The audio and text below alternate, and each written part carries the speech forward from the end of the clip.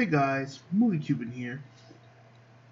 Last time I talked to you all about the ZDPS Witch Doctor, which if you're wanting to farm for paragon levels, and you're wanting to experience maybe some of that more high-end play that you can't possibly pull off solo, such as the case with myself, then look no further to the ZDPS builds for the different classes.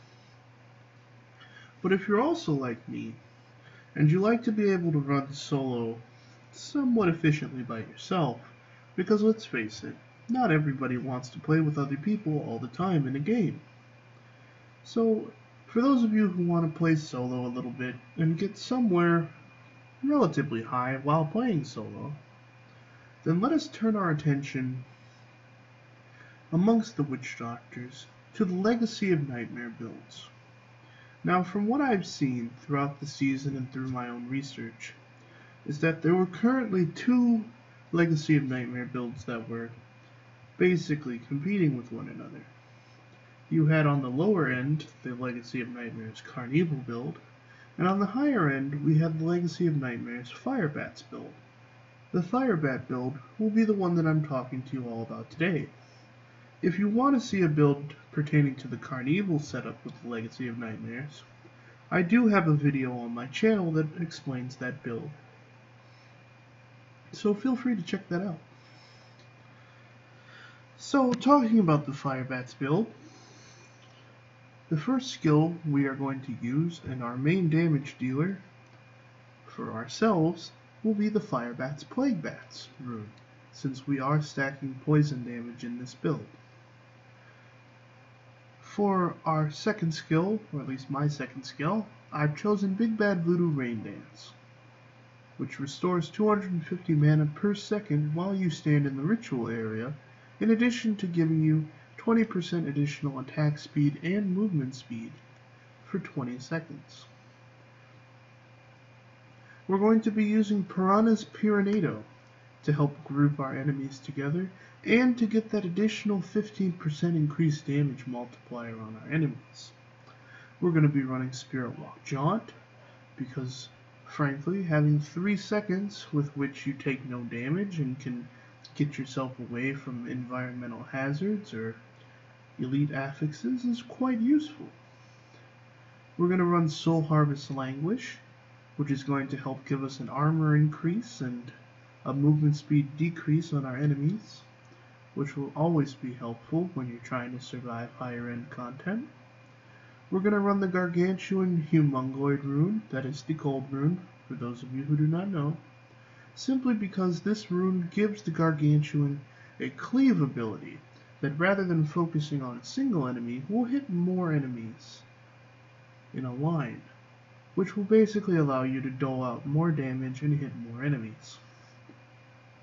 For our passive skills, we're running Spirit Vessel, Midnight Feast, Grave Injustice, and Swampland Attunement.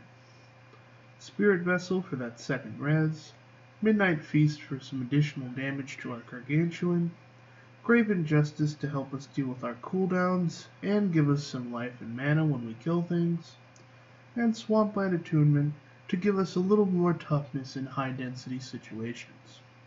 If you have a Hellfire Amulet, then I would recommend grabbing, in addition, as your 5th passive, the Confidence Ritual passive, which will enable you to dole out 20% additional damage. Or no, I'm sorry, 25% additional damage to enemies within 20 yards. And since you're always going to be within 20 yards of things, that buff will be on basically all the time. Since I do not have a Sacred Harvester that is ancient, I am going instead with the Star Metal Kukri, which will help reduce the cooldown of Fetish Army and Big Bad Voodoo by 1 second each time your fetishes deal damage. Because we are using the Star Metal Kukri, you will need a Belt of Transcendence, which, since we'll be spamming basically nothing but Firebats and occasionally Pyranado, which are both mana spenders, we will get up to the maximum 15 Fetish Sycophants very quickly. Now, I'm currently wearing Swampland Waders, but that is because I do not have an ancient pair of Pox Faults, which ideally would be what you will run instead in this setup, to give you a little bit of additional damage as you go about your day. For boots, again, I do not have the idealistic boots. Ideally, you will be wearing a pair of illusory boots. These are the boots that allow you to move unhindered through enemies, and basically means that no matter what your enemy throws at you, be it walls or elemental affixes, you will be able to walk through all of it. So you'll never get trapped, which can be a problem with this build if you don't run illusory boots. But since I don't have illusory boots, any pair of ancient set boots, which will help contribute to the Legacy of Nightmare's additional damage bonus, would be preferable. You are going to run an Aquila Cuirass in this build, simply because the Aquila Cuirass will enable you to get additional damage reduction. And since we're going to be using Big Bad Voodoo Rain Dance, so long as you stand within the Rain Dance's perimeter, you basically don't spend mana. Or to be more accurate, since our Plague Bats only cost 125 mana, we get back double the amount of mana that we spend, basically helping us be a little more efficient with our mana and helping us keep above Aquila Cuirass's limit. For our gloves, you're going to want Tasker and Theos. These are simply to help increase the attack speed of your pets, which basically means your Gargantuans hit more frequently and hit harder. Because we are also trying to buff the Gargantuan up so much, you will also want a Mask of Jaren. Unfortunately, I do not have an Ancient of that either. For shoulders, you are going to want the Mantle of Channeling, simply because these will give you some additional damage to your Firebats and some damage reduction, which is always helpful. As I said, you're going to want a Hellfire Amulet, preferably Ancient, and with either the Confidence Ritual passive or one of the other 4 passives that I've already mentioned. For bracers, you are going to want the Lakumba's Ornament, merely for the secondary ability that it reduces all damage taken by 6% for each stack of Soul Harvest you have. So at base, you would get 30% damage reduction, but because of what we're running in the cube, which I'll get to soon, we actually get to double that. So we get 60% damage reduction, so long as we're at full stacks of Soul Harvest. On your offhand, you're going to want an Ancient Henry's Perquisition. I do not have an Ancient, so for now I'm just using this non-Ancient. Having Gargantuan damage rolled on it would be helpful, but again, it's not a deal breaker. I've seen many way better rolled than this. And of course, to use Legacy of Nightmares, you need the Legacy of Nightmares set. Ideally, this would be an Ancient Litany of the Undaunted, like you see here, and an Ancient Wailing Host, which you do not see here, because I have yet to be able to find an Ancient version of this ring. But that's not a deal breaker.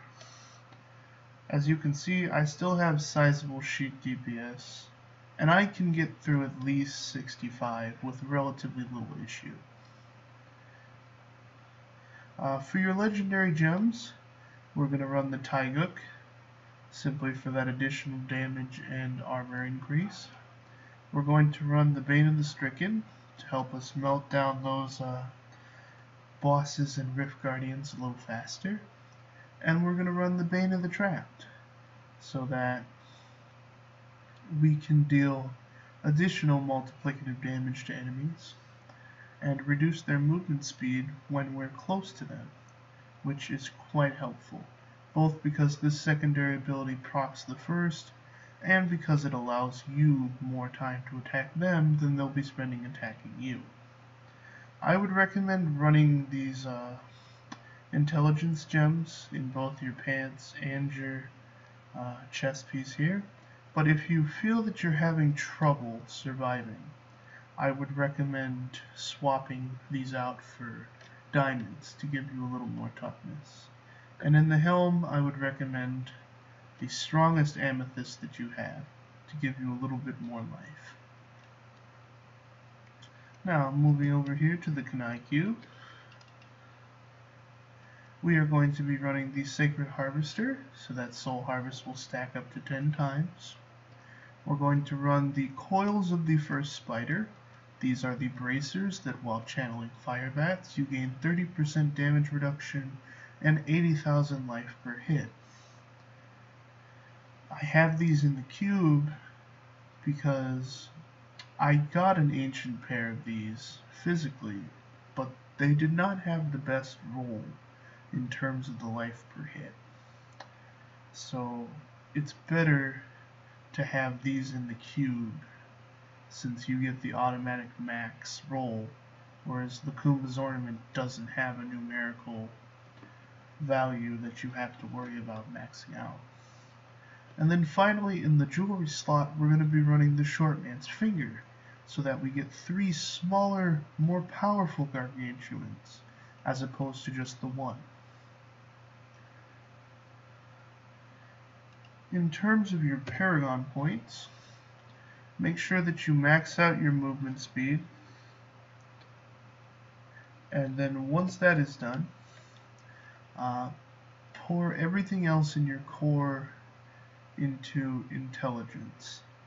If you're worried about mana, which, believe me, it can become a source of worry at times, you can certainly max out your maximum mana before worrying about intelligence, but as I said, with how often we're going to be using Rain Dance, it's really not necessary. For our offensive tab, max out attack speed and cooldown reduction, then focus on critical hit chance and critical hit damage. For your defensive tab, I'd recommend starting with your resistances and armor, and then do life and life regen.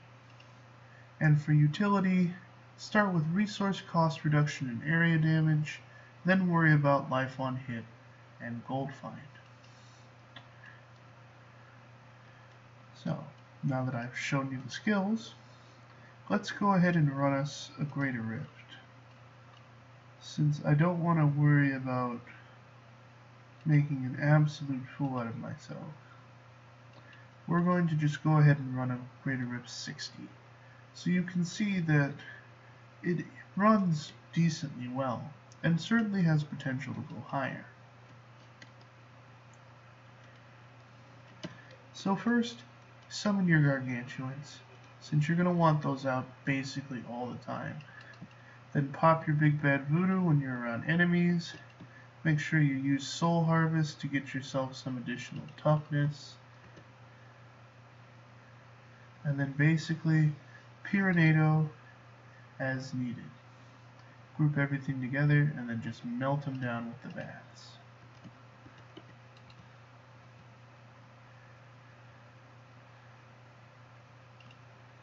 And as you can see, it melts through enemies rather quickly. A word of warning, do try and keep your soul harvest up as often as possible, because the longer that you have the maximum stacks up, the more tanky you're going to be, and honestly the better off you're going to be. Also, make sure that as soon as you have Big Bad Voodoo refreshed, that you pop it again. This is going to alleviate some of the downtime for your mana, and it's simply going to make it a lot easier for you to not have to worry about keeping track of how long your Big Bad Voodoo's been up, which I know for some people has been a real problem.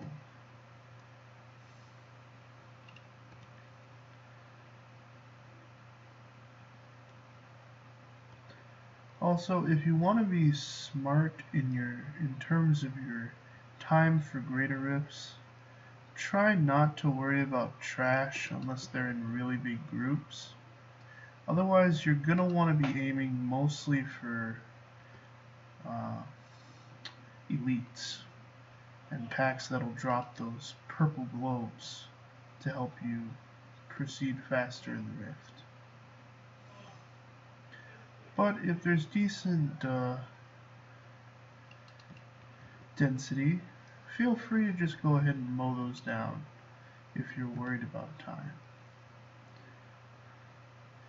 But as you go higher in the greater rifts and encounter more and more enemies, you'll find that taking time to kill trash will actually become detrimental, and that you'll be far better served focusing on dealing with elites and champions.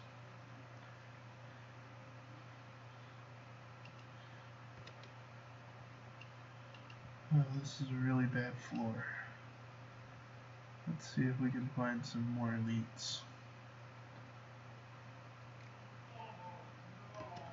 Speak of the devil.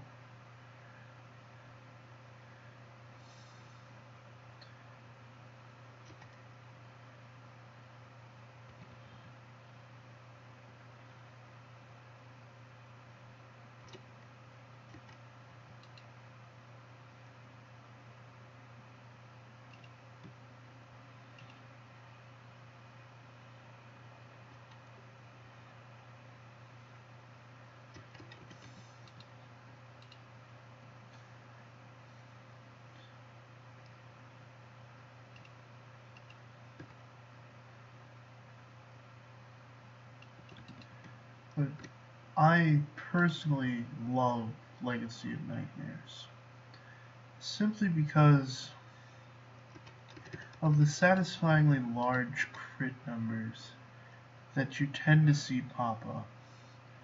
I mean, I've seen upwards of like 6 billion crits at times, and regardless of whether they're coming from me or coming from my gargantuans, that's still quite a bit of damage getting pumped out.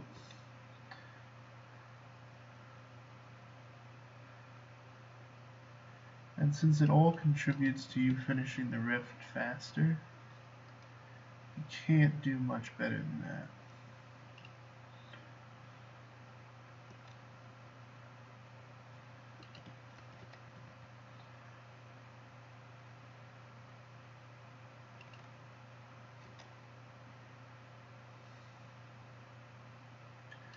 God, I love how quickly Big Bad Voodoo resets.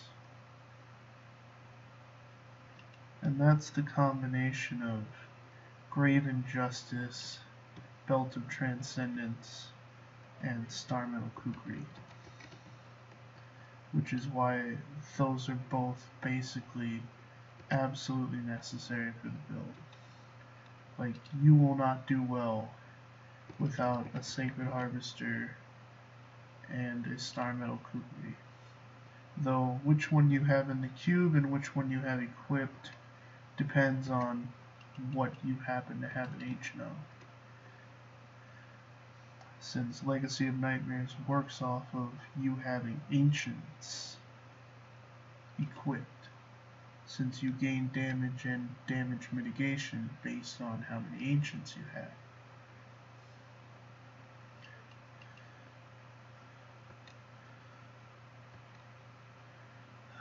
Where is that next elite pack? Here they are.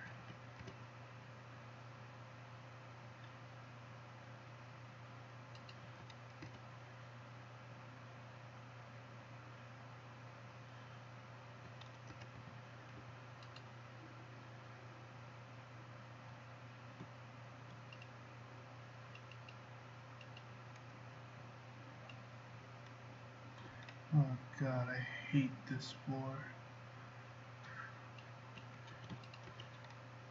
I mean, it's good for density, but at the same time, it's all trash. I usually find very few elites here, but that's alright.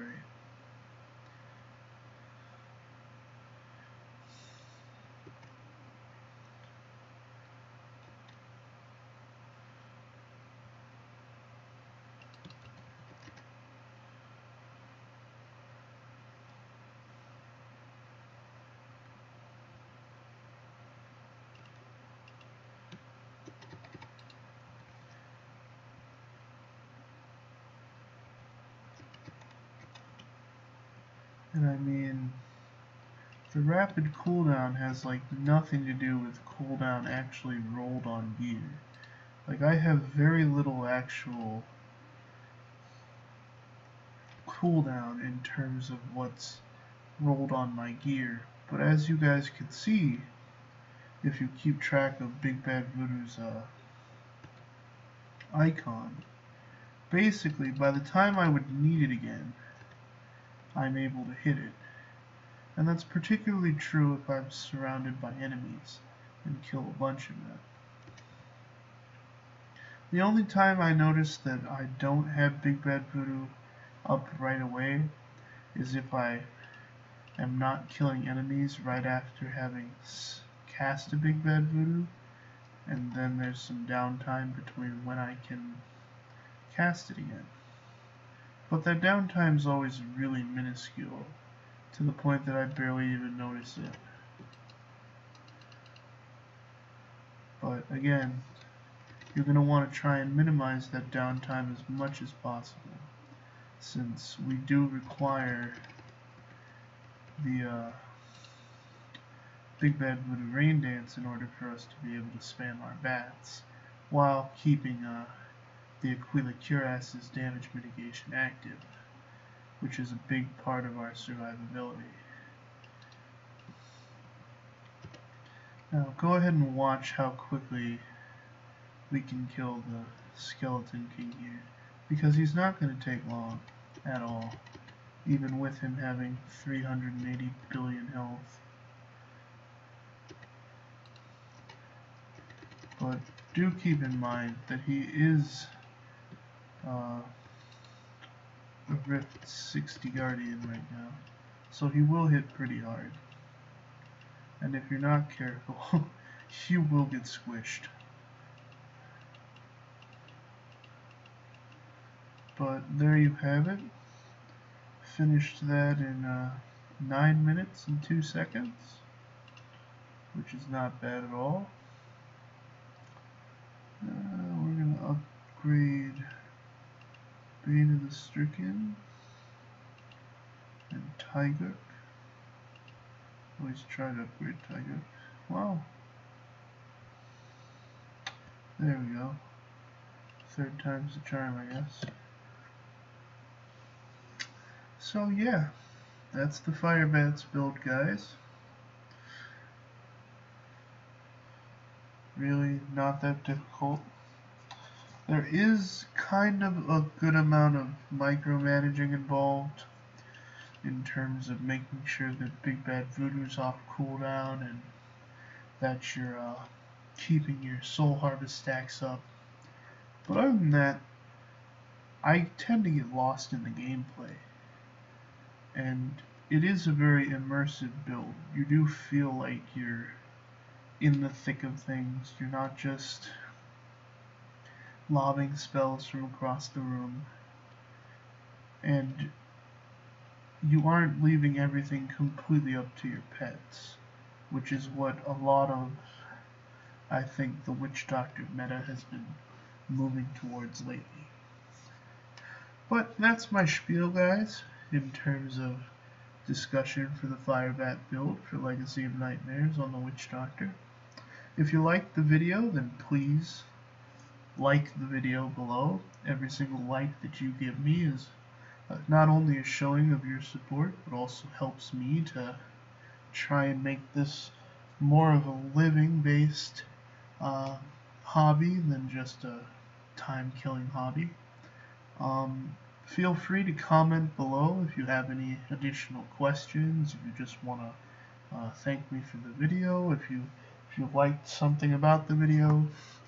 Subscribe to my channel if you want to see more Diablo 3 related content. I'm going to be trying to keep myself updating build guides or chats on Diablo a little more frequently than I was. But I just want to take this time to thank you guys for watching, and I'll see you all next time here on the Movie Cuban. Happy hunting!